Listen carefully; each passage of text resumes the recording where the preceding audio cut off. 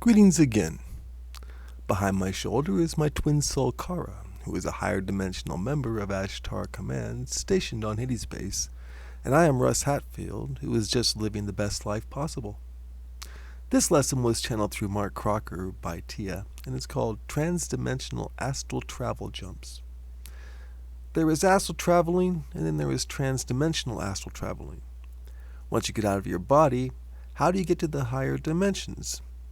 Tia provides the technical details of what's involved to help anyone wishing to take their astral travel training to the next level. You can follow our online transcript at the link below of our homepage, centerforascension.org. Please subscribe if you want at the end of this video to be alerted to future channeling sessions, editorials from Kara and myself, and lessons from the Center for Ascension. And now, transdimensional astral travel jumps. Okay, you have questions. On astral travel? Mm-hmm. What about the technique of imagine yourself at the foot of the bed and then directing your consciousness to that imagination, that visualization you make? Yes, that does work in some cases. I don't personally recall having ever done that, and I'm pretty sure Mark has never done that. And if he continues swearing like that, I'm going to scratch his eyes out. Well, let's then continue doing that. We'll throw him out the back door again? Where is he's out there, isn't he? In the garage. Yes. Let him in and then throw him out the back door. That'll keep him happily entertained for a few. Okay. But I talk about astral travel and imagining your consciousness at the foot of the bed. Well, this again is another technique that is worth exploring. The exploration of that technique is something that should be done. Tell you what, let me get a bite to eat.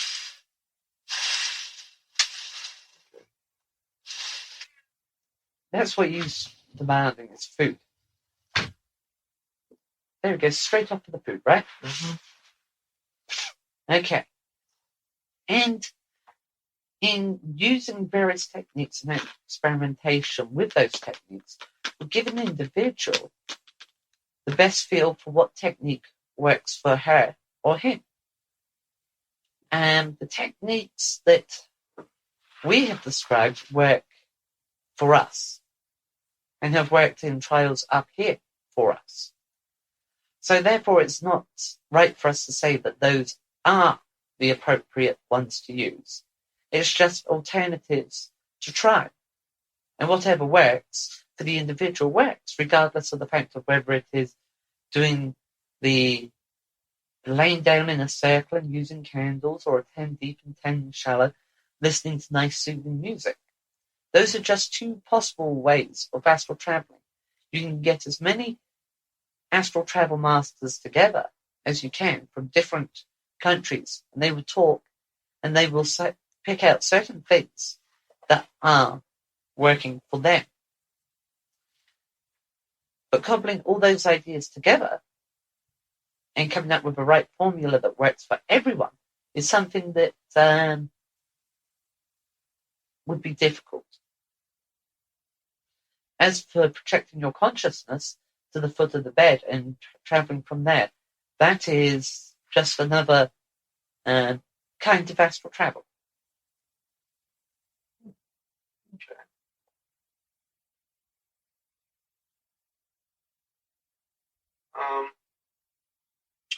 So best bet is maintaining the calm, using the breathing,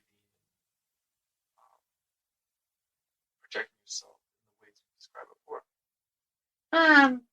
No, I didn't say that.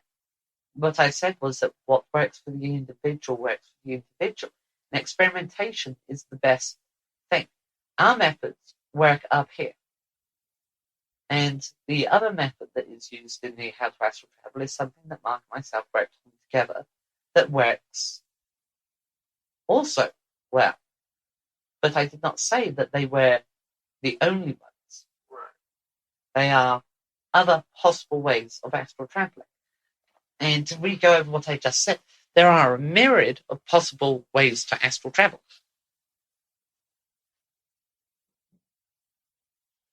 Okay. Now,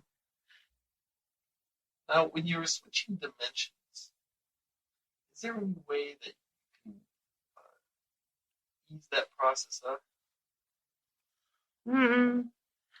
I don't see that there is. It does get eased up with more and more usage and practice, certainly. But the rough crossover appears to be part of it.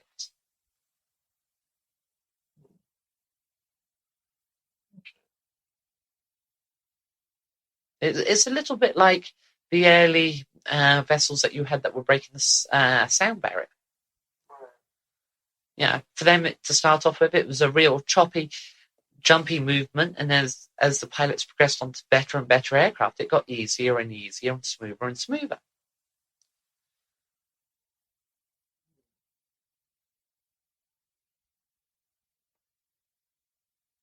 So basically, you just, at first, you get kind of scared going through that. I wouldn't say scared, and anxiety and an adrenaline rush. All right. Once you go through there, though, you're connected by your silver cord, so if you have any problems, it can draw you right straight back. Yes.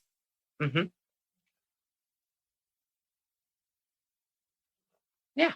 It's something that should not be worrying. If you're not ready to do it, you can't do it. Full stop. End of discussion. End of subject. End of matter. Period. Boom. That's it.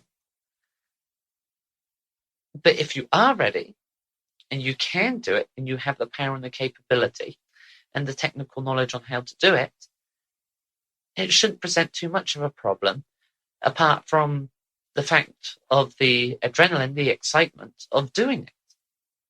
Well, now, we haven't really talked about the technical knowledge of doing it. All we've discussed is the theoretical knowledge, followed by Mark's descriptions of going through it. Mine is a little bit different. Yeah.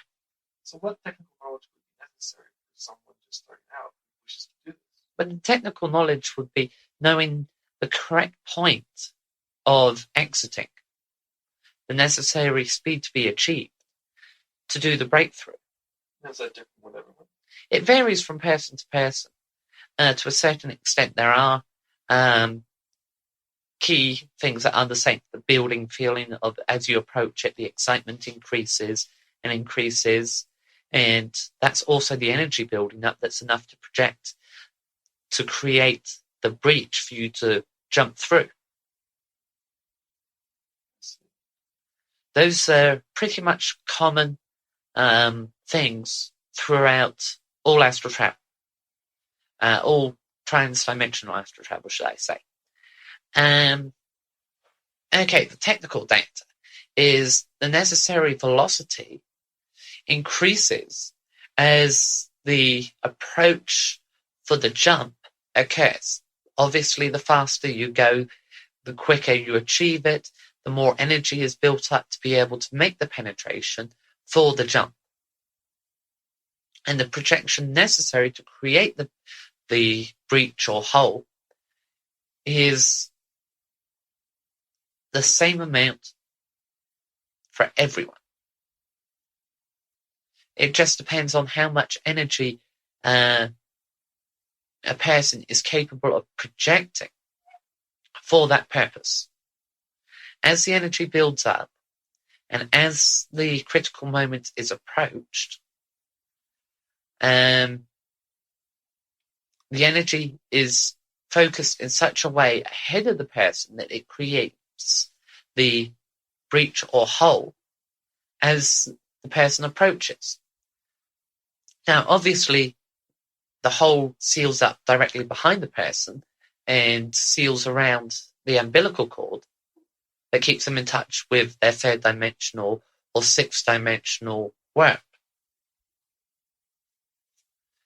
Now, it's a constant same build up either way, coming or going, making you jump from or to. And the velocity that is achieved at that critical moment, coupled with the energy, creates the jump. The more energy that is put in, of course, the faster the jump which also goes with the velocity. However, if the hole closes before you reach it, then you do not go slap bang into a wall, you just carry on going as you were in the same dimension. Just getting faster and faster as you would expect as you approach the velocity that is necessary to make the jump. However, if you've already projected the energy and the hole closed before you achieve the correct velocity, then that doesn't matter because you can always project more energy in to do the same thing if you have the energy reserves to do it. Now, if something does go wrong, the friction created on the umbilical cord reopens the hole so that you can pop out. Mm-hmm. It pulls you back, and no more elapsed time has passed than would normally be expected in the duration of the jump.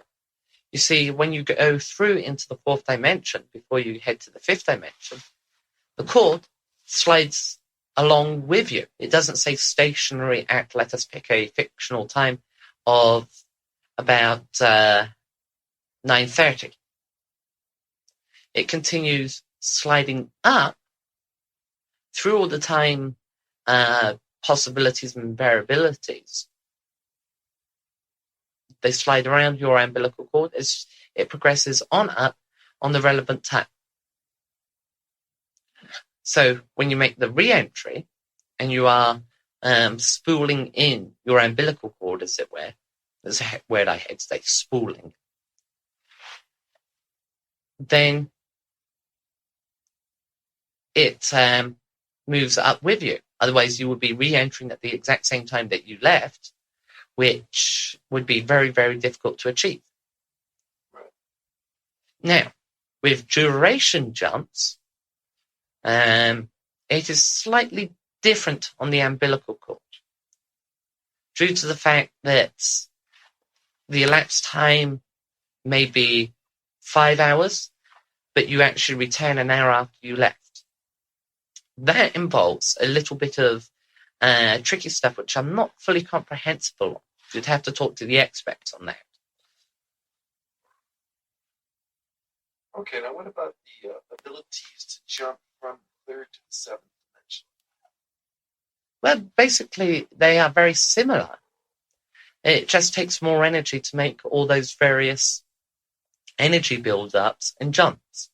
For example, when Mark goes from, or you go from the third dimension to the fourth dimension, what you are doing is projecting energy to breach the fourth, and then energy to breach into the fifth.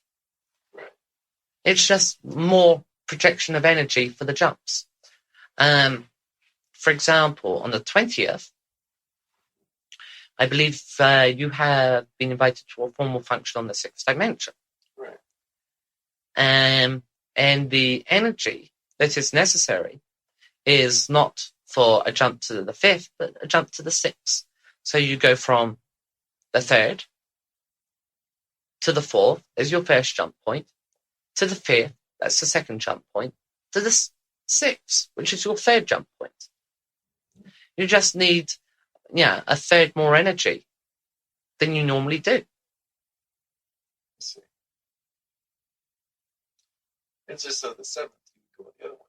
Correct. And what changes are you going to recognize in the seventh than you were in the sixth? I don't know. I've never been there. I guess the question clarity, I'll ask them all. Mm-hmm.